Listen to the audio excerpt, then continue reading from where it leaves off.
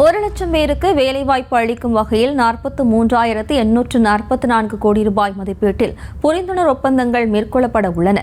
கோவையில் நடைபெறும் முதலீட்டாளர்கள் மாநாட்டில் புரிந்துணர்வு ஒப்பந்தங்கள் கையெழுத்தாகின்றன. இது தொடர்பான காட்சிகளை பார்க்கலாம்.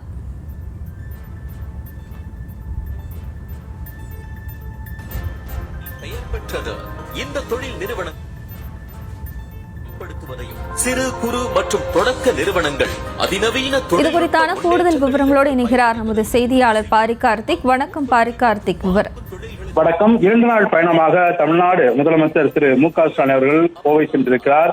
கோவையில் பல்வேறு திட்டப்பணிகளுக்கு முதலமைச்சர் அவர்கள் அடிக்கல் நாட்டி வருகிறார். அதன் அடிப்படையில் தொழில் முதலீடு மற்றும் ஊக்குவிப்பு மற்றும் வர்த்தகத்துறையின் சார்பில் நடைபெறும் டிஎன் ரைசிங் முதலீட்டாளர் மாநாட்டில் தற்போது முதலமைச்சர் கலந்து கொண்டு பல்வேறு முன்னணி நிறுவனங்களுடன் முதலமைச்சர்கள் ஒப்பந்தம் கையெழுத்திடுகிறார். அதன் அடிப்படையில் 1,709 பேருக்கு வேலைவாய்ப்பு அளிக்கும் வகையில் சுமார் 43,844 லட்சம் ரூபாய் முதலீட்டில் 158 தொழில் நிறுவனங்களுடன் புரிந்துணர்வு ஒப்பந்தங்கள் கையெழுத்திடப்படுகிறது.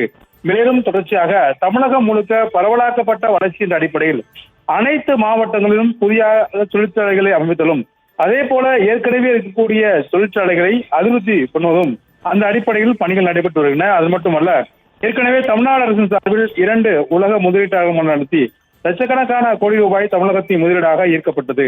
அதன் அடிப்படையில் இந்தியாவின் மான்செஸ்டர் என்று அழைக்கப்படக்கூடிய கோவையில் சிறுதொழில்கள் முக்கியமான நகரமாக விளங்கி வருகிறது. இந்திய அளவில் அதிக சிறுதொழில் நகரமாக விளங்கி வரும் கோவையில் கூடுதல் முதலீட்டை ஈர்க்கும் வகையில் தற்போது முதலமைச்சர்கள் கிட்டத்தட்ட 158 தொழில் நிறுவனங்களுடன் புரிந்துணர்வு ஒப்பந்தத்தில் கையெழுத்திட்டு வருகிறார்.